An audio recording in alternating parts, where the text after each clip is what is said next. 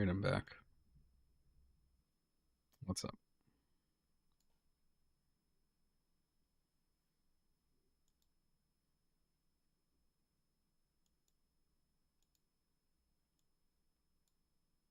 I'm trying to find a good.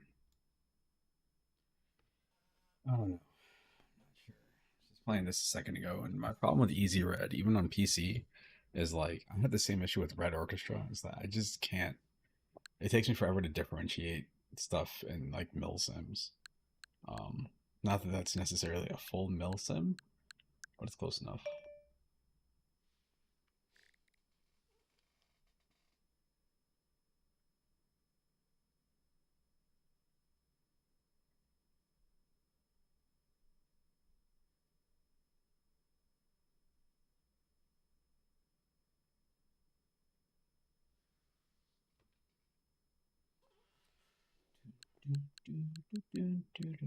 You know what? Man, I was thinking, I was like, I don't think I have any golf games on Switch.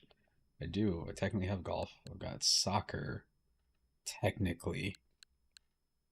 I don't have baseball, I don't believe, unless you count Nintendo baseball, which is that's a choice you can make. It's like having different sports.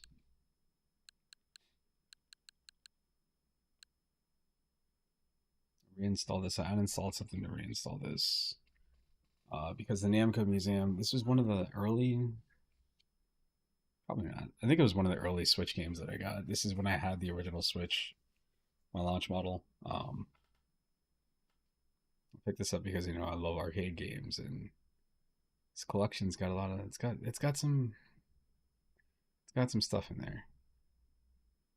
Of course, you got Pac-Man, you got Galaga, but they had like elevator, not elevator action. What's the other game? The one that's not elevator action, but also has the really lanky characters. Can't think what it's called, but it's another game that's kind of like that, where you have like skinny characters. Reminds me of Lupin the Third a little bit.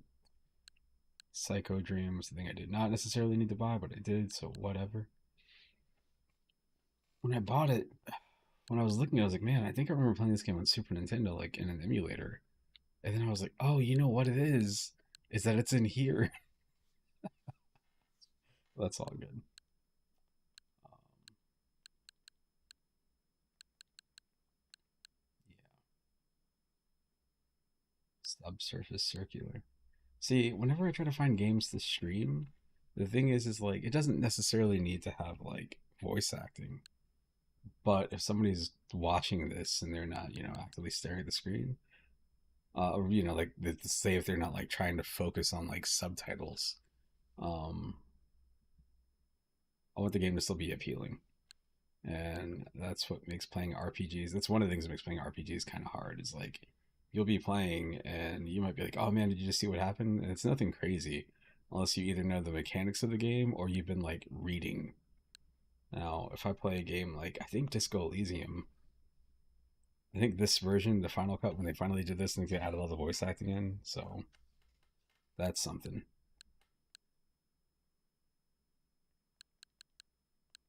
Last semester zero Balatro. I was going to scroll down and see. I do. I was like, yeah, I think I own Vampire Survivors on Switch. I believe I bought it on PC, phone, and Switch.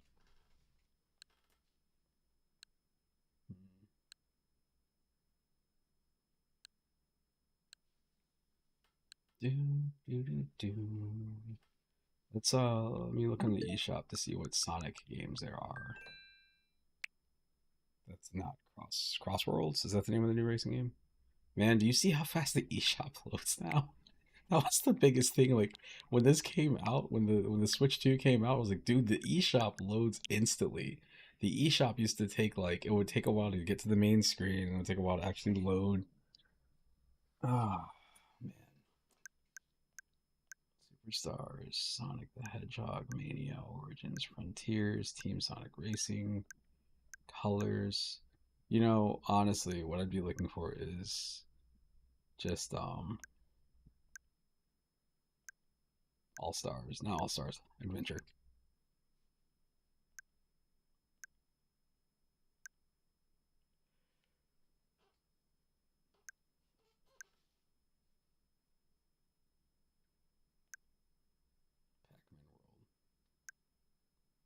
Oh, I forgot about Samba de Amigo. Samba de Amigo was a game that I feel like should have come out in VR, but it came out on Switch. Oh well.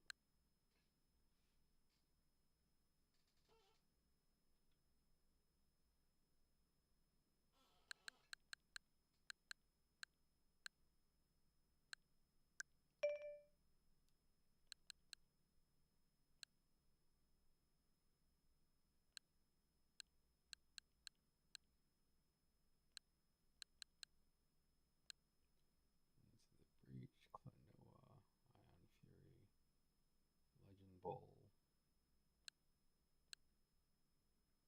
Marvel,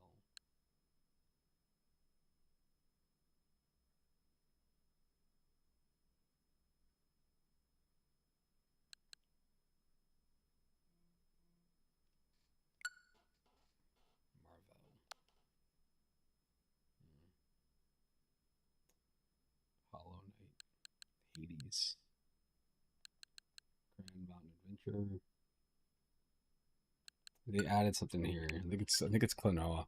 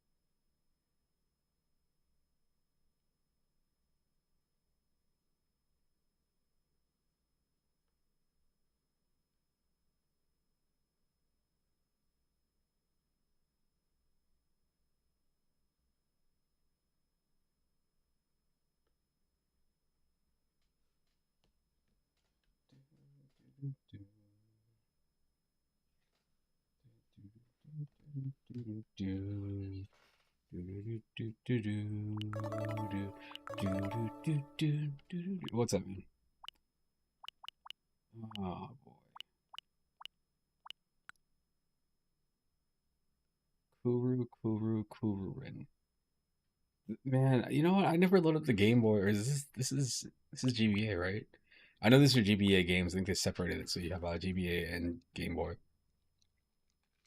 Anyway, um, I never load this up because, as you can see, not everything on here, but you got all these right here, the Mario Advance games, which are all ports of Super Nintendo games. Golden Sun School, Zero Missions of, is that the remake of the first game? Link to the Past is the remake or whatever re-release of the Super Nintendo one. I think it has some changes. Plus, you have the Four Swords. It's hard for me to like. I don't know, man. When it comes to thinking about like old games outside of Golden Sun, I don't really think much about the Game Boy Advance. I guess. I mean, there's some really cool stuff that's on here. This game right here, Hidden Gem. I mean, everybody knows these other franchises, which is cool. This is where you get Zero Suit Samus from. You got Mario and Luigi, which had a fun story about that. Um, whatever, whatever. That you get. So you have Super, or what is it? Mario Kart or Super Mario Kart for Super Nintendo. You get Mario Kart 64, and then you get Mario Kart Super Circuit, which obviously it's a Game Boy Advance game, but it has to be closer to the Super Nintendo game. Um, Medabots. I don't I don't think that's here on the Switch too. Oh man, these are terms I have seen this term before. I don't know. I don't know, man. I've had people trying to get me to watch anime. Like, so here's the problem with me watching anime, is that I have an issue watching shows to begin with. But the other thing about watching anime is somebody be like, dude, you got to check this anime. I'm like, all right, sure. What is it? And they'll tell me. I'm like, there are like 400 episodes. No, like, I don't have the time. I'm working 6 days a week. It's not enough time of the day. I work like 6 days a week. It's like 10 to 12 to maybe 13, 14 hour shifts. So hard to squeeze that in there. But work gets light for sure. Yeah. Also the issue with like either I can focus on one game that's really long, which is I managed to beat Death Stranding when I was working crazy shifts like this. What it was is I would come home from work and like maybe play for like an hour, and I just chipped away over the course of like 2 or 3 months and got through the game. I was like, man, this game is incredible. But it's hard to do. I mean, Silent Hill, the reason I pre-ordered Silent Hill is because I got maybe like 8 to 10 hours in. But I was only able to play it on my off days. So now when I go back to playing it, I'm going to have to remember all the mechanics and stuff again. Like, I'm going to be working Monday through Saturday. And I think the shift is, well, the weekday shifts are like, they'll be like 7 to 6, which means I don't get home until like 7 or 8. I gotta walk the dogs. I don't really get inside until like 9 o'clock or whatever. The weekend shift is 7 to 7, which ends up being about the same amount of time. Here we go. I just want to do a level in this game. Let's go here, because I guess I never got past this. So back when, I haven't moved yet. Back when Game Boy Advance emulation was brand new, like when the Game Boy Advance was new and they were putting out games like near launch, I would play stuff like this.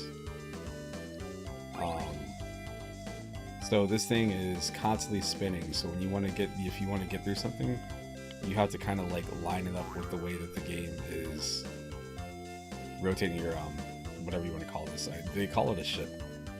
If you want to call it a ship, go for it. Go up.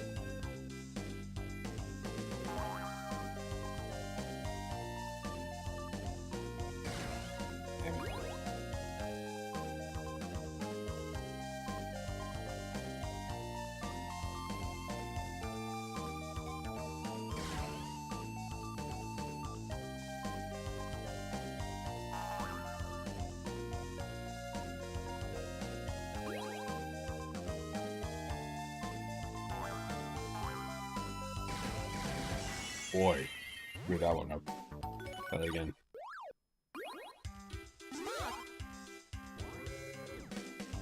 There's a little dash thingy.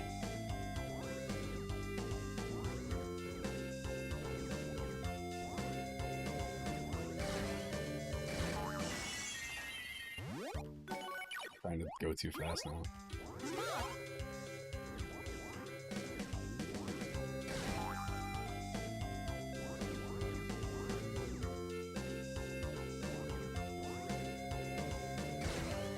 Come on.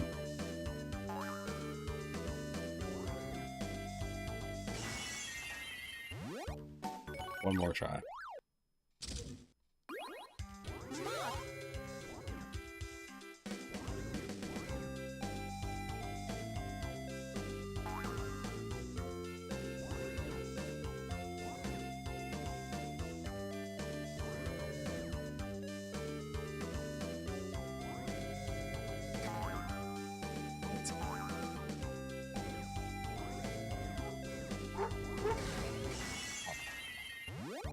And yeah, so as you can see, you have no control over how the thing is rotating. There's another game that came out that's kind of like this too.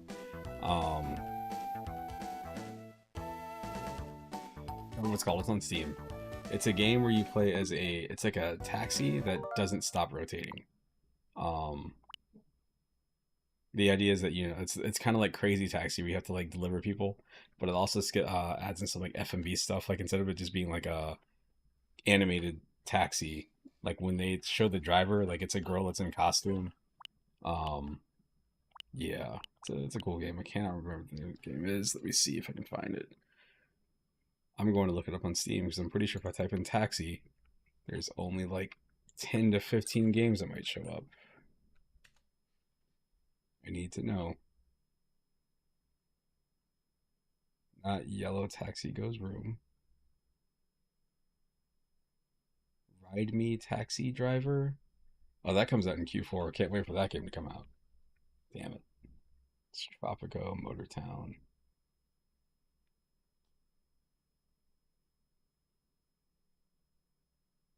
The hell is this? This must be DLC for Arma. It says Canadian Armed Forces. Like, I don't remember getting that. If you say I did. Uh, what is the rotating taxi game called? Need to know. Roundabout. There we go. Roundabout. Game was pretty cool.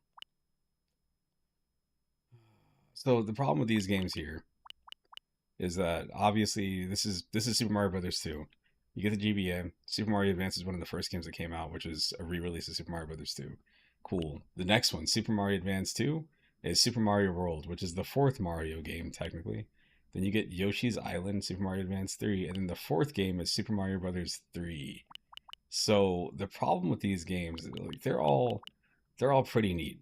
Let's go to this one first, because I'm going to say why I never really put a lot of time into these games. Like, look at this cool new opening. How neat is that? Compared to the original, where it's just like the sheet going up or whatever it is. I think the sheet goes up, and then it's Mario and Luigi chasing each other, and then crashes down.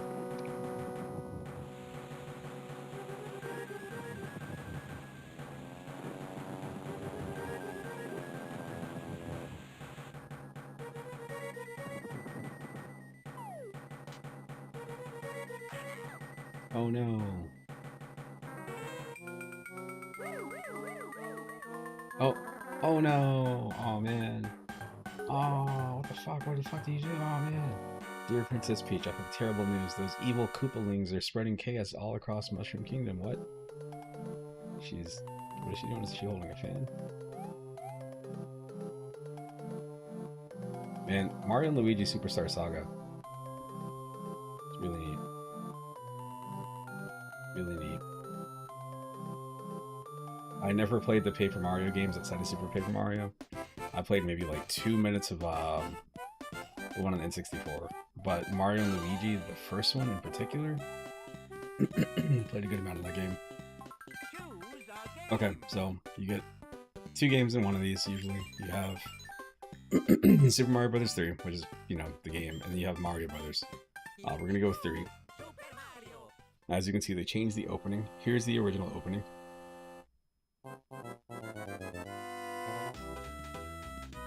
This is pretty cool. I sure wish they put Super Mario Brothers DX on the Game Boy version one day. So the thing is back in the day, when they would make Game Boy games, like, you got Super Mario Land, they had to like shrink the sprites down, or you would make the sprites huge, and it would have other issues. This game's problem, not this one, I think this one might actually be okay. It is a little bit more zoomed in than the Nintendo version would be, but again, you're playing it on the handheld. You can see the interface is slightly changed, not by much, just a little bit. So you have the voices.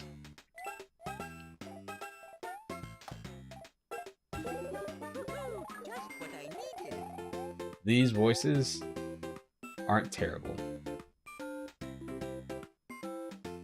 The problem ends up being is when you go and play the first one, Super Mario Advance. That game instantly rubbed me the wrong way. I don't remember anybody complaining about it in the reviews either. I think they do some weird things in this game where they give you like giant 1-ups or something. Might be mixing it with something else. Not 100% sure.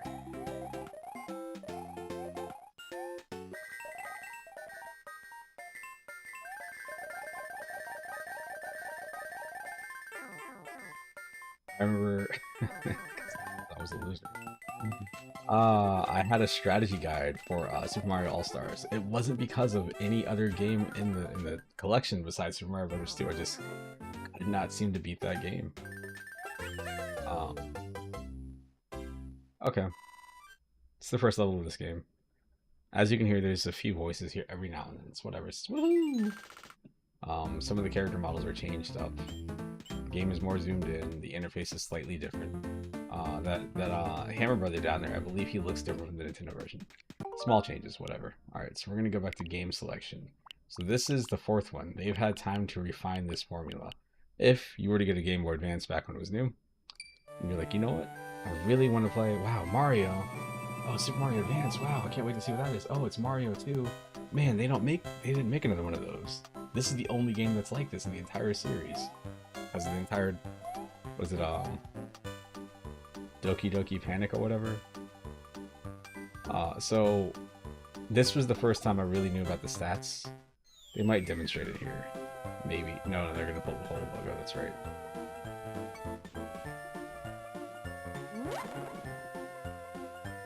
So of course, you know, Peach floats, Luigi jumps high, Mario is average, and the thing is, like, I never understood what the point of Toad was. Toad lifts stuff the fastest, which I think ends up being more important in this specific version of this game.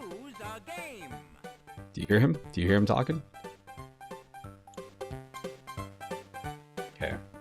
Same thing, you got Mario Brothers, Mario 2. He hasn't stopped talking yet. They talk so much in this game. They talk so much, constantly.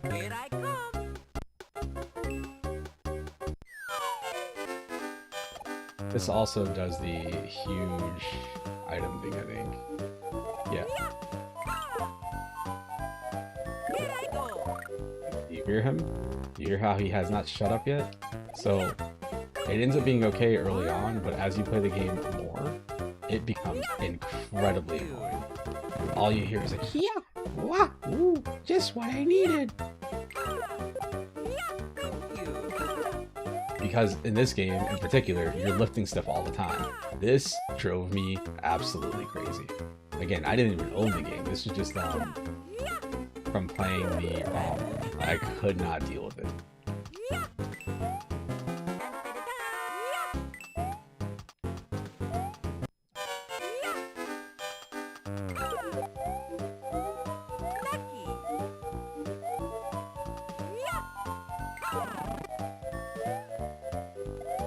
There's some weird glitch in this game where I think if you carry one of those blocks over towards one of these things right here, I think it makes it like fly up in the air somehow.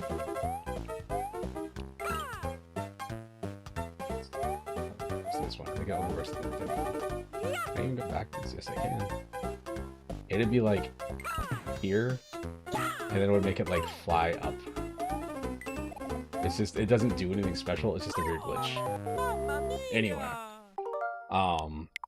Yeah. The voices in that game? Couldn't do it. Just constantly just, yeah, ooh, wah, ooh. Non-stop. The F-Zero games. I think one of these games is better than the other, but I don't know which one's which. I'm assuming it's this one. I don't think these are the same game. I don't remember, but I feel like they were trying to push an anime or a comic or something. Yeah, Mr. Driller 2. Klonoa just came out. I would like to see how this is. We got the Klonoa collection. The two game collection. At least the Bubsy collection. Giving the game praise. At least the Bubsy collection comes with you get Bubsy 1, 2, and 3D. But then they also put in like the Game Boy versions or something too. And I think they made some like refinements.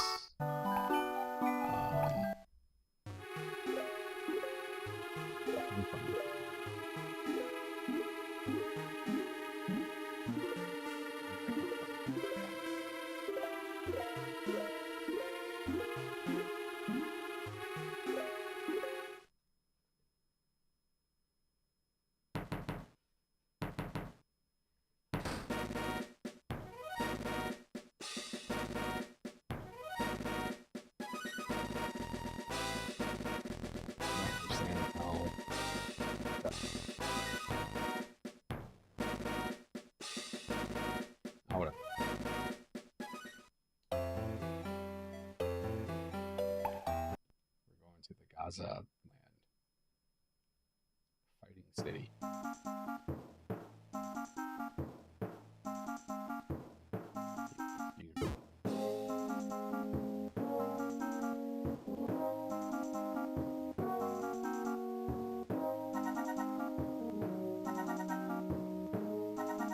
Holy shit, disrespected. Oh, that hurt. You love fighting so much. Why don't you fight the monster? What? That's so stupid. Well, not even our town champion was a match for that beast. So whoever defeats the monster becomes the new champion? Huh? But it's not that easy, and it might hurt, you know? Jeez. So where's this monster? It's on top of that mountain.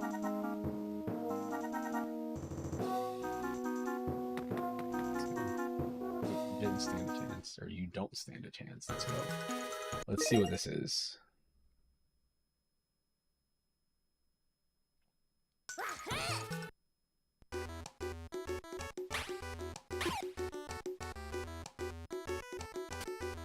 One thing I really like about the way that they do their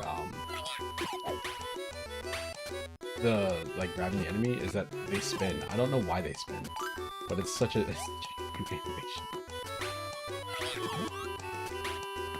What do I do? There's some way that you grab them. Oh, that's it. You just do a double jump. Okay.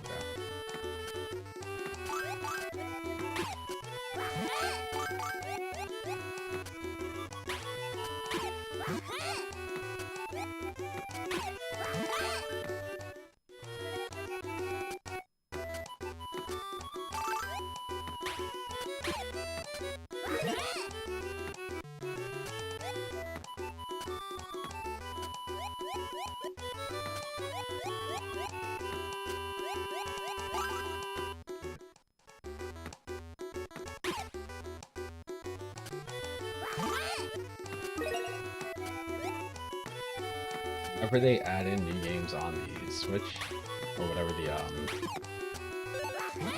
what's it called, the Classics? Used to be the Virtual Console, back when it was a Virtual Console. I don't know, I always get excited. It's a weird thing. I guess it's kind of like a water cooler type thing. Like, obviously you can get these ROMs whenever you want to, if you really want to. But what's helped from what I've seen with, like, say, like, emulation communities, is if you've heard of Retro Achievements, which is the thing I talk about every now and then. Retro Achievements has the website itself. People can of course make their own achievements, and you know, if they get voted on, they'll be added into the official achievements for games. But they'll also do like a game of the week or a game of the month or whatever, and it gives you something to talk about instead of just playing whatever ROM you want. Like you can just, you know, maybe talk to top of the community, like, hey, everybody's playing through Clock Tower. Or like maybe next month it'll be like, hey, we're all gonna play, I don't know, Virtua Fighter 2. And then after that it could be like some random, Top Gear, or whatever. Everybody's playing the same thing at the same time. So you get that community aspect. That's kind of what this feels like. Like if I knew more people that had the Switch Online and were into retro games, like, you know, this would be a talking point, because all of a sudden it'd be like, hey, did you buy blah blah blah? Like, no. You can just ask the person, like, hey, have you checked out this game? It's part of the online pass.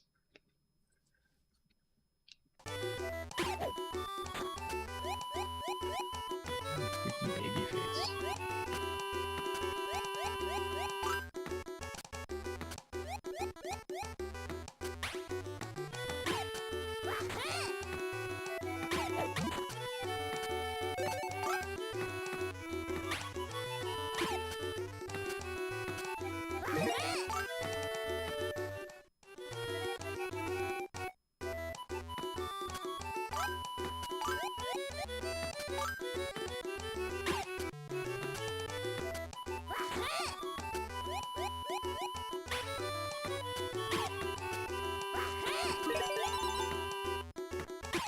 There are a few games that so I'm sure I'm not the only person that does this. Every now and then there'll be a game that I'm interested in, and I don't get it because it's like full price or whatever. I'm like, I'll just wait until it goes on sale. Or it can be a game that goes on sale all the time, and you just don't do it. And then at some point, I'm trying to try to do better with picking things up that I'm interested in. Like, let's just say Easy Red 2 on Switch. I've been thinking about getting the game for a while. I watched some videos of it running on Switch too. I was like, you know, this actually looks better. So I finally did it.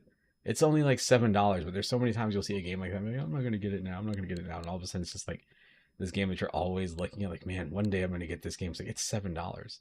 I literally spent more on a pizza last night.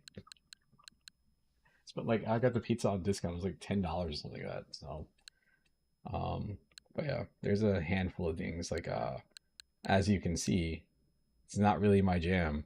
But I don't have Smash. I don't have any Smash games. I owned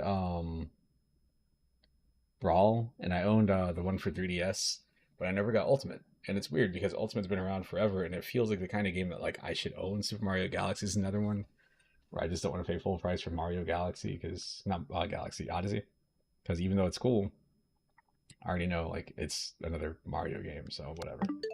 Anyway, trying to get myself to pick up more stuff that I'm actually like interested in. And there's also the other thing of like when you get a backlog, it kind of used to stress me out a little bit, but now it doesn't really bother me as much. Because a lot of times now I'm like, all right, well, if hours get cut at work, this is my time to check out the backlog stuff.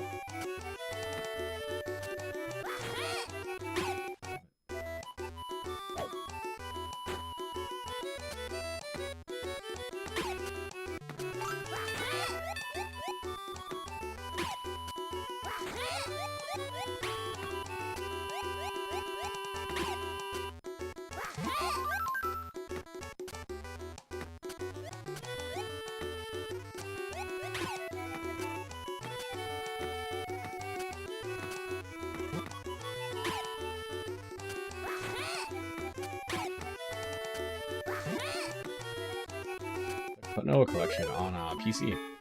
That's another game where like I've looked at it for a while. I'm like, maybe I'll get this one day. Because I never really played these games back in the day. I used to see them, but I think by the time they were actually coming out, I was like, oh, I'm too grown. I can't play those games. Those games are for stupid babies. And like as I've gotten older and been more comfortable with stuff, I'm like, man, I missed out on some really good games. Like I remember when I finally got around to playing the first Sly Cooper, I was like, dude, I wish I played this back when I was in high school because this game was really good. Like it's just a legitimately good game. Like you, once you separate the cartooniness of it, it's not bad.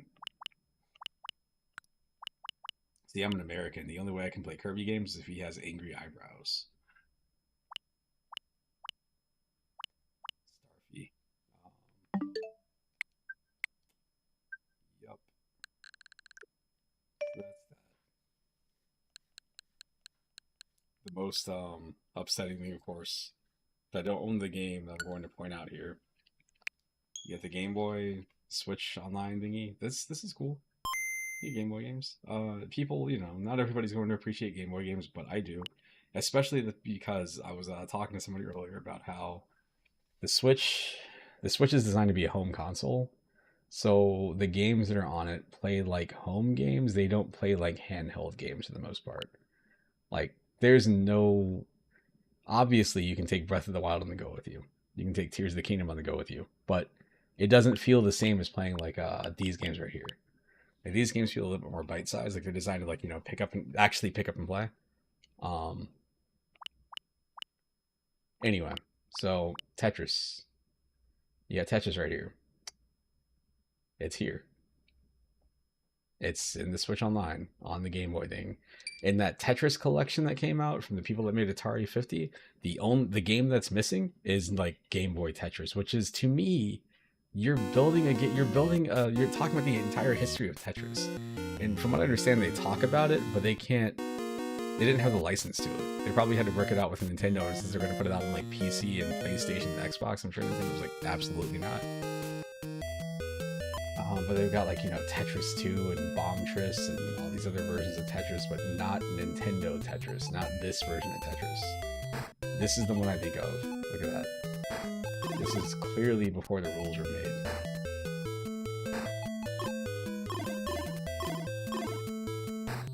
There is a specific format. To me, I tell people all the time that there's good Tetris and there's bad Tetris. There's okay Tetris. At this point, this is probably okay Tetris. But there's a point where they made up rules and like, hey, this is how often these certain types of blocks should fall. This is before that was in. Because as you can see, I got 2 of these blocks in a row. With modern Tetris rules, that doesn't happen anymore. you have to get certain blocks. It'll be like every 7 blocks you rotate the cycle again. So you can kind of make a plan for that stuff. But back in these days, anything goes. You never know what you're going to get. Which makes it a lot harder to plan for stuff, and you also, if you haven't noticed, you don't have a whole piece in this one. There we go, we got 2 of those blocks in a row.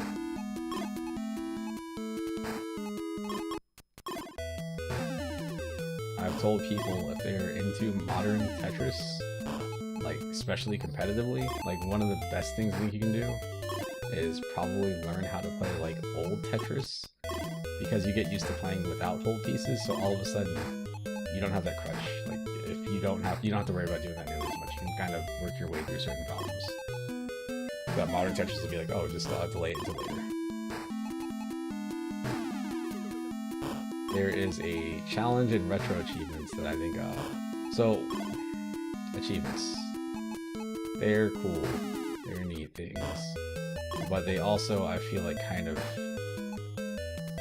some people focus so much on achievements that they lose sight of the game they're playing. However, if a game has good achievements, it can be super cool. Like, there are achievements for, I think it's this version of Tetris on retro achievements, for clearing, I think you have to clear 10 lines without rotating a piece, which changes the entire way you approach the game. Because all of a sudden, you can't do what I just did right there. You have to figure out a way to get everything to like line up and go away.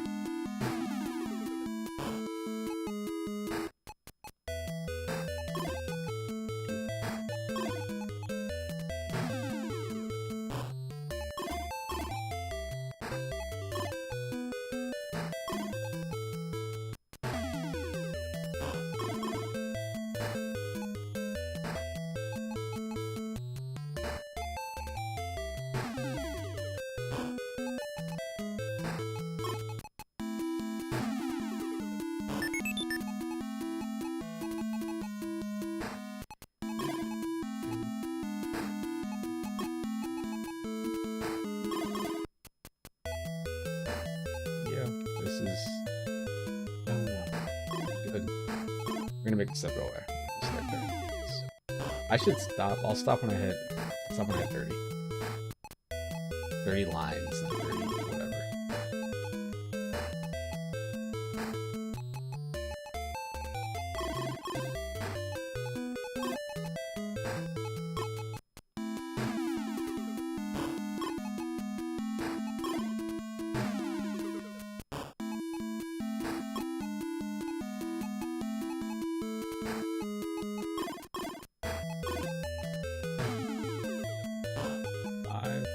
Make it to 30. I feel like it's gonna be a struggle getting to 30.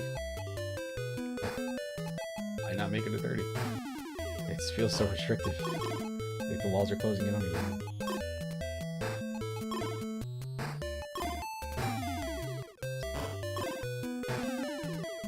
There we go. Not a Tetris. Close enough though. Hold on. Let me keep going. Let me get this cleared out. Oh, the combo's about to drop. Oh, combo's gone. More combo. Alright. Combo's gone. Anyway, man, this is the wildest service. When they launched, it was like you get Gargoyles Quest. People are like, what's that? It's related to Ghosts and Goblins. This is Firebrand. On Marvel vs. Capcom, which is the red armor from Ghosts and Goblins. This is a spin-off about like the gargoyles and Ghosts and Goblins. I guess you could say it's probably like red armor. Clearly he's green, but whatever. Kirby launches with Kirby. This is before Kirby had cloning abilities. I think you got Metroid 2, Mario Land 2. This is the better one. Tetris, Zelda, Link's Awakening DX, Wario Land 3, and it launches with Alone in the Dark, The New Nightmare. This game right here, when they showed the release list for games, this was the one that made me gasp. I was like, really? What a strange choice. To this day, I'm like, I don't know why that one game is there. This one's another one that seems like it's really out of place. Quest for Camelot. They've picked some, like, there's every now and then there'll just be a game that's just completely out of left field on specifically the Game Boy here. Donkey Kong, this is a favorite. This is the game that when I was a kid, I think I had an opportunity to get this game. Donkey Kong Country was out, and I had never played arcade Donkey Kong. Had I rented this, or had I bought this game, check this out if you've never seen this before. I'm going to play the game as you would play the game. This is Donkey Kong on the Game Boy. Holy smokes, you can play Donkey Kong on the go. What do they think of this? They even have more animations for him. He looks different too.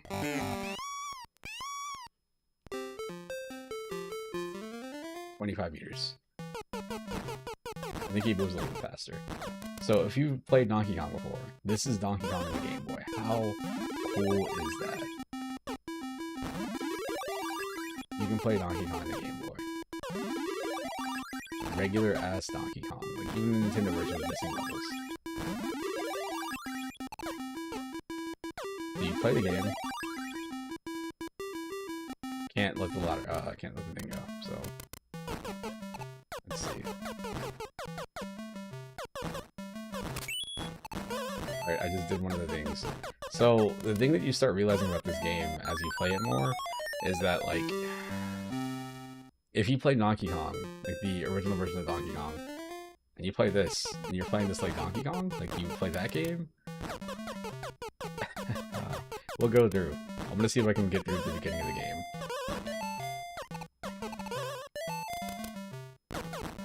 Gotta save Pauline. She's hot in this game. Oh, you stupid monkey. She got away. Gotta go to the next level. I forgot what they call this one. I know one of them's called the Pie Factory or whatever. So you have this. This is not the second level from the original game.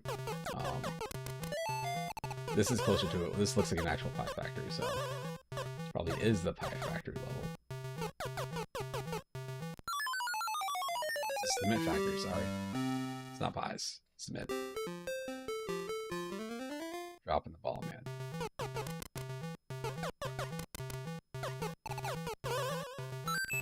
One up.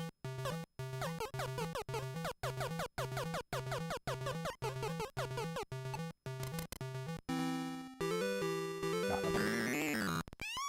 Oh, he's taking my girl again. That jerk. Gotta chase after him. 75 meters. This is a level. This is definitely a level.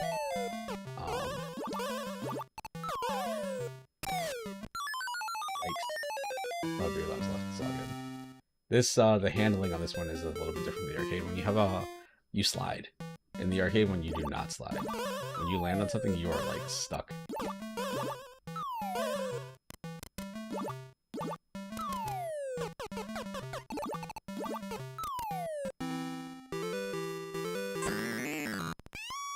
No. I was right there. Oh, man. What am I going to do now? 100 meters. So I want to say in the original game you get to like 25 meters. This is usually the second level in the arcade version. Usually. This is the second level in the arcade version.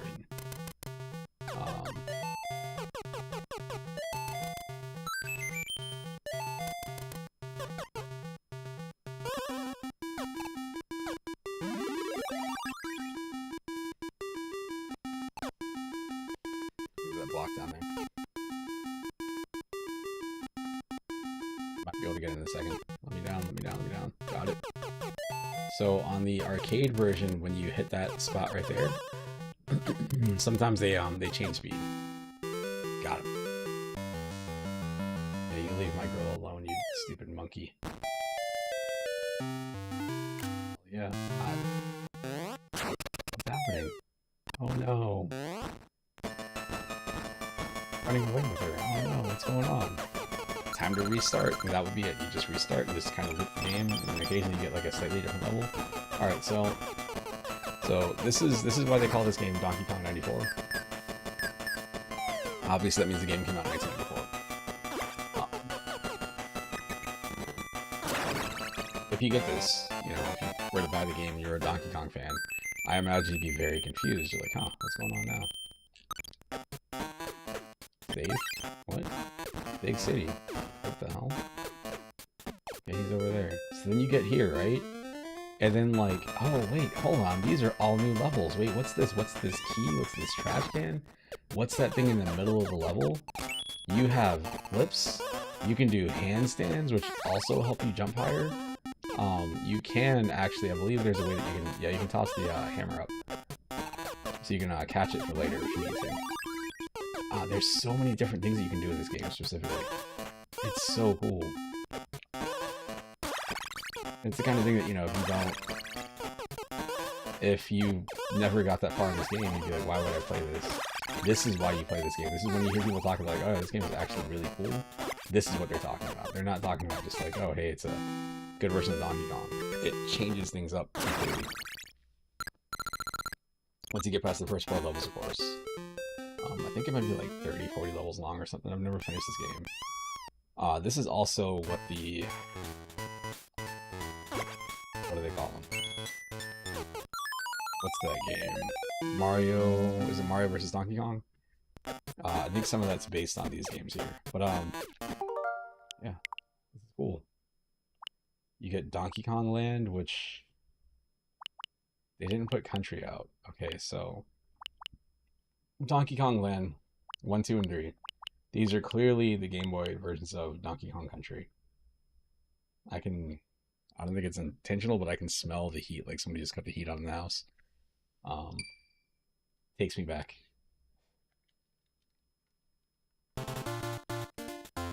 So, back in my day, we couldn't play Donkey Kong Country on a handheld. We had Donkey Kong Land and we were happy, damn it. I think they do change the levels a little bit, but it tries to follow the overall structure of Donkey Kong Country. So Donkey Kong Country, you will hear people nowadays. I'm one of them. I feel like personally, back when 1 was new, I really liked 1. When 2 came out, I loved 2. When 3 came out, did not care for 3. Get 3 out of my face. To this day, I don't want to play Donkey Kong Country 3. But, there's something up there. So the thing that makes the Donkey Kong games weird, the thing that people complain about them, is that in terms of being platformers, they have really cool graphics, but they almost focus more so on making the graphics look good over the gameplay. To me, like, it's a really tight platform, of course, but... And there's a letter. I can't even fully control myself. He doesn't have his ground stop. So you end up with these things where you have to, like, roll off the ledge and then jump to get the most distance. It's really weird. It doesn't really make any sense. It's just the way the game works. You have to kind of accept it. For me, I always thought about it as being like, oh, this is kind of like when you watch like the Roadrunner and Wile E. Coyote, how they have that little bit of time that they can kind of like roll off of a platform. Like, say if they're running and chasing each other, once they look down, they realize like, oh, hey, I'm like, what the hell was that just happened? Sorry. They realize they're in the air and then they fall. That's kind of how these games control. And I do believe that's a big issue that people have in these games that don't like it nowadays, is that it doesn't feel as tight as you want it to be. If you play something like, let's just say, you know, Super Mario World, it is what it is. Like, if you're off the platform, you're off the platform, you're gonna fall. Donkey Kong Country, you have that little bit of leeway, and the game is designed around that, and it's very strange. If you're used to it, you won't notice it. If you're the kind of person like, man, I love Donkey Kong Country, that's probably one of the things that you like about it. You don't even realize it. It's the way the game plays. But for other people, like myself, it drives me crazy. It doesn't make any sense. But anyway, Donkey Kong Land was like them trying to make Donkey Kong Country in a way that, you know, you can play it on the Game Boy. That's what all 3 of these games are. That's why you have the 2 different characters. Tetris DX. This game right here, this is another hidden gem. It's called Survival Kids. This is from Konami. This was a game I played in the emulator. This is a survival game. Like you straight up have to, you are on a cruise or something with your dad and the boat crashes and all of a sudden you get stranded on an island and you have to survive and try to get back to the mainland. I think there's different endings, different failure states and stuff like that. You have to worry about, like, if you get food, you have to cook it and figuring out how to make a fire, not burning the resources. It's pretty neat.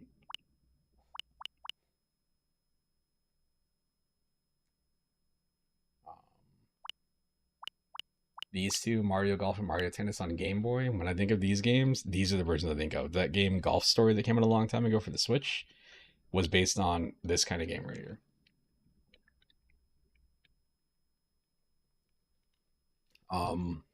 What makes it different is that when you play the N64 version, of course it's going to have better graphics.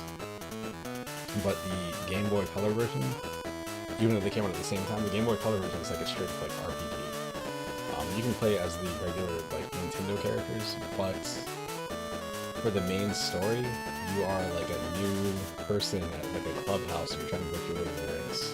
I think there was a way that you could import your character from this into the like your stats into the N64 version, like a transfer pack. So Mario Luigi, Kid Mo.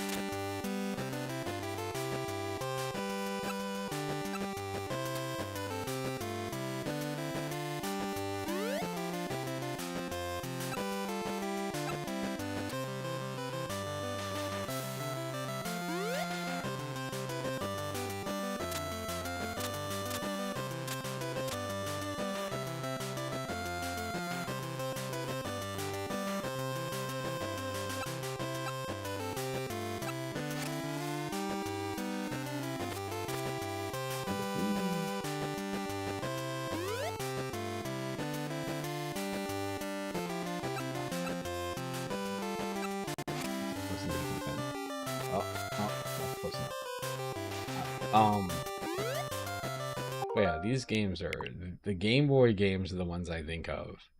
The N64 games are just like they're exhausting, dude, because they're just like they're good sports games, but they're not like you can't walk around the clubhouse, you can't talk to other characters, you just have to play, gotta go play golf. Ugh.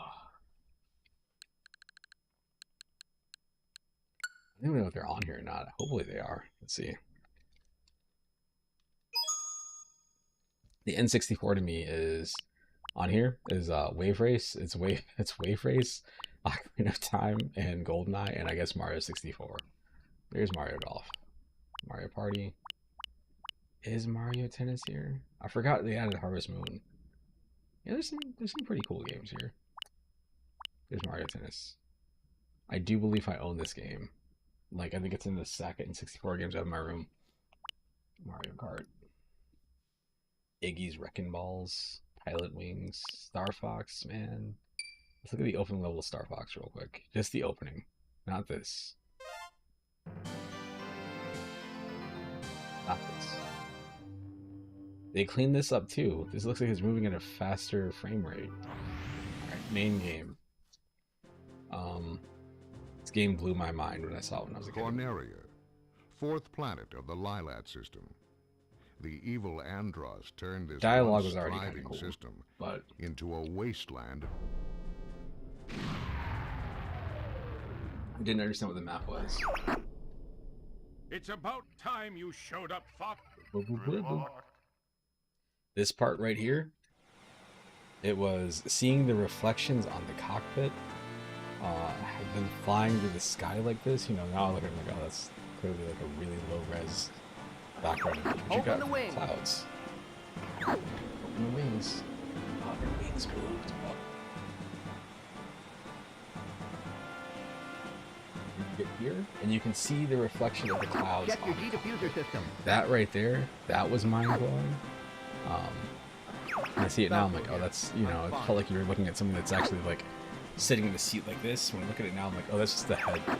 All they rendered was the head, and all the cockpits are the same. Flippy here. I'm okay. I see him up ahead. Let's rock and So, roll. I'm just going, it's the opening of this game is the thing that like blew my mind. So seeing this was like cool. Of course, this is the thing that advertises the expansion pass, or after that expansion pack. Not the expansion pack, my bad, the Rumble pack. There we Flippy, go. get back here. Flippy, watch out. Bogey on Looking your at the tail. reflections on the ground over the water, like look at that, look at how cool that Help is. me! Thanks, Fox. I thought they had me. Wow, this looks so cool. And then finding out you could do this, I used to love We're doing entering this with Corneria City playing now. multiplayer matches. This is horrible.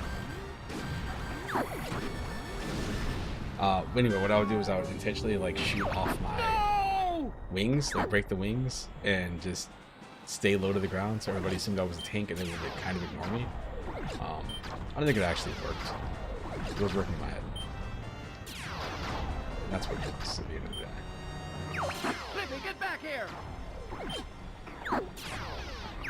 Flippy, watch out. Bogey on your tail. Whoa! Help me! Thanks, Fox.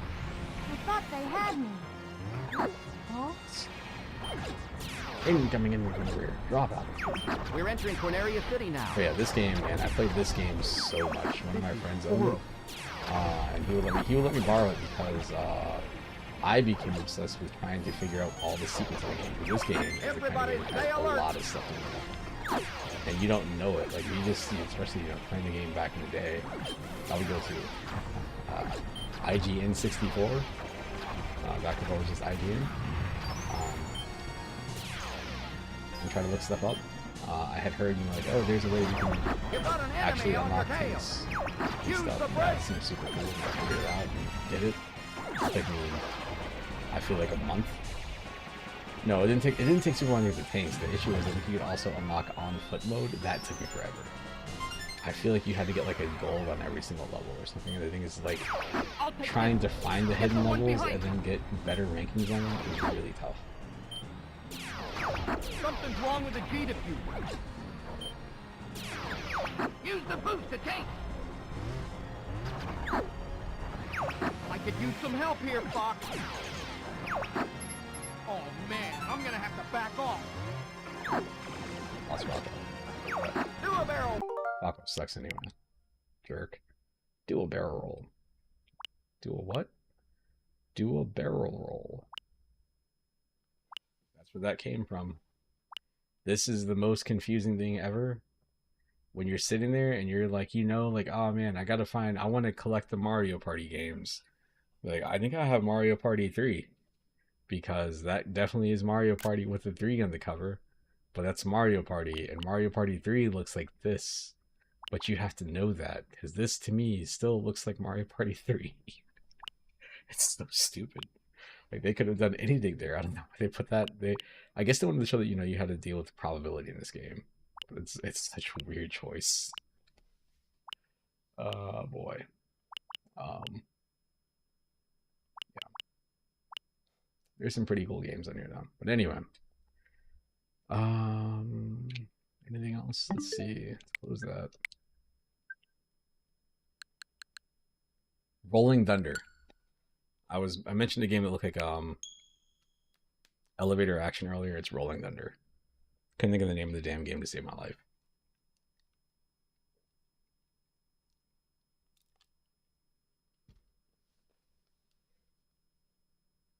Do do do. Do do do do. 2017. Yeah, I got this when I got the original Switch. Because back then. Damn. There we go. When the Switch was out, there wasn't a ton of games on it. They didn't have the. I don't think they had the Switch Online stuff just yet. not Switch Online, the retro games or whatever. I think that came a little bit later. It might have been there early on, I'm not sure. But either way, didn't have all of these games in there. So you got Pac-Man, classic, of course. Galaga, Dig Dug, love Dig Dug. Tower Jiraga, game I wish I loved more. Sky Kid. Sky Kid is a game that I have a soft spot for, just from kind of messing around with. It's weird. Rolling Thunder. Not the biggest fan. It's a neat game. This is the one I was talking about that reminds me of Elevator Action. I don't know why. It seems like you could also call this game Elevator Action or Warehouse Action. I don't know. Galaga 88. That's Galactic Dancing. That right there, that's Galactic Dancing. They did little formations. Splatterhouse. Classic. Splatterhouse is a classic that I don't feel like enough people nowadays know about. Because when people talk about violent games, like, look at that. That's insane. Tank Force, whatever. This is probably one of the weaker games in the collection to me. Rolling Thunder 2, I didn't know this game existed. There is a Rolling Thunder 3, I believe, also. But once I found this, I was like, dude, what is this game? Why does this game look so cool? And then you got Pac-Man Versus. So what's funny is that usually when you get the Namco collections, it's always the same games. I'm laughing because when they did the second Namco collection, so you have this one here. Let me see if I can find it on the eShop. It blew my mind. For a while, I was like, why does it look weird? See if we can find it. Namco. Filter by software. Okay, so it's right there. I just saw it a second ago. All right, so you have the Namco Museum, which says, I guess it has Pac-Man versus whatever. This was the one that came out first. This is I think just the versus mode. If you want to play this game with somebody else that owns the game and you just want to do that one multiplayer mode, you can get this kind of like as a friend's pass or whatever. So, all right, so they released this. Sweet. Cool. It's got, all the essential games, whatever. And then they put out this right here, Namco Museum Archives Volume 1. And you look at it and you're like, huh. This has Pac-Man. It's got Mappy up there. You've got, looks like Splatterhouse in the bottom right. You got Dig Dug. Is that Jiraga? Wait, what is this? So check this out. This is one of those games that I keep meaning to get. So this is Pac-Man Championship Edition, but it's a demake. This is this isn't Tower Jiraga. I think I forgot what this game is called. I want to say it's Dragon Slayer or something. I don't know. This is Mappy. This is the Wanpaku Graffiti, which is like a Splatterhouse DX game. Tower Jiraga. If you can't tell from looking at these pictures here, all of these games here are the Nintendo ports. It's such a weird thing to do. The reason I keep thinking about picking this up is because it's not this one. I think it's Volume 2. Let's see. Volume 2 has this right here. Legacy of the Wizard, which I'm convinced is a game that I will love. There's a kid I knew when I was in like 3rd grade that I met who was into games. We would hang out at each other's houses, and this was one of the games he had. He moved from like Alaska to Georgia, and he was new. I didn't really have any friends at the time, so we would hang out, and he'd be like, "Oh man, let's play Legacy of the Wizard." And I'm like, "What is that?" And again, when you're a kid, you're convinced any game that you have is probably the coolest game ever, because you only have a handful of games if you're lucky. Yeah, the game seems really neat. So you have Galaga, Battle City, Pac-Land, Dig Dug 2, Super Xevious, Mappy Land, Legacy of the Wizard, Rolling Thunder, Dragon Buster 2, Mendel Palace, and Gapless. It's weird because it's called Namco Museum Archives, but it's all the Nintendo games between those two. It's such a strange choice. Yeah.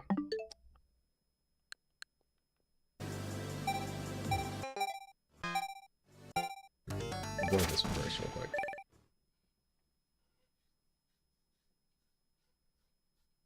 Again, this game reminds me of Lupin the Third, just the animation style. I'm pretty sure they were inspired by it.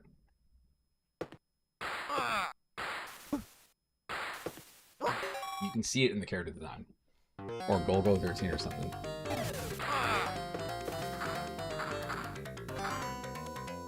So the way this game works is you have jumping, you can jump, crouch, you can shoot, you have limited ammo, I believe. So it says bullet 45 in the bottom corner down there.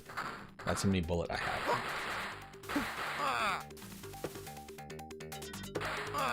If you want to do a high jump to go up to the next level, you have to press up and jump. I refilled bullet.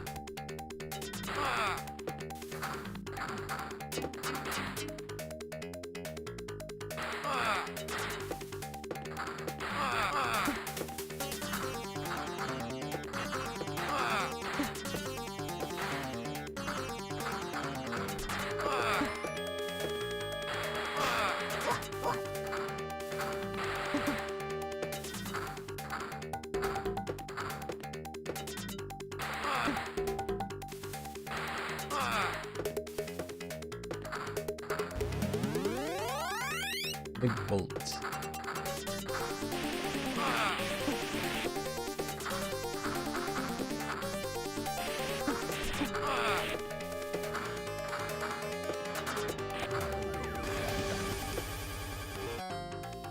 Anyway, so this is this game. Hold on. I'm gonna name it. I had only heard of Rolling Thunder, which I had seen it before. I never really understood it. And then when I played Rolling Thunder 2 made me appreciate Rolling Thunder 1 so much more. Only because to me, Rolling Thunder, look at this. I'm so hot. Look at how hot I am. I'm so hot.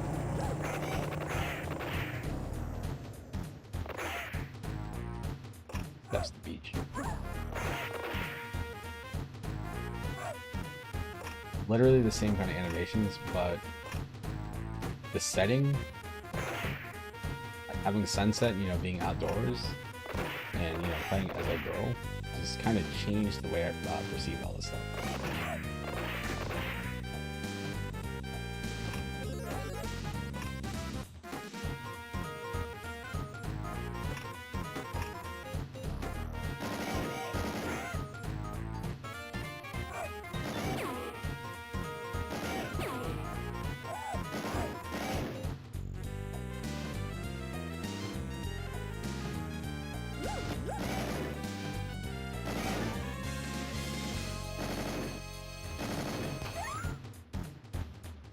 He got the ankle so hard that she fell down and held her throat. But anyway, yeah, this game right here made me appreciate that so much more. It just looks cool, dude. Some games just look neat. Anyway, I will catch you later. I'm gonna go and take a break for now.